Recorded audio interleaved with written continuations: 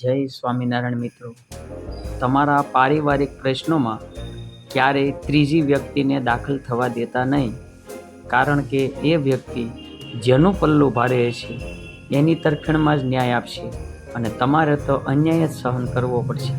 એટલે તમારે ભરોસો જ કરવો હોય તો ભગવાનનો કરો, કારણ કે તમારી સાથે જે કાંઈ છળ કપટ થશે એને તમે છોડી દેશો, પણ કુદરત ન્યાય કરશે ત્યારે કોઈ સાક્ષીની જરૂર નહીં પડે.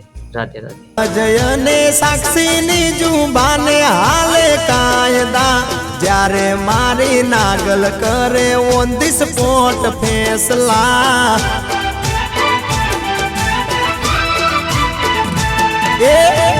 જયને સાક્ષીની જુબાને હાલે કાયદા, જ્યારે મારી નાગલ કરે ઓન ધી સ્પોટ ફેસલા.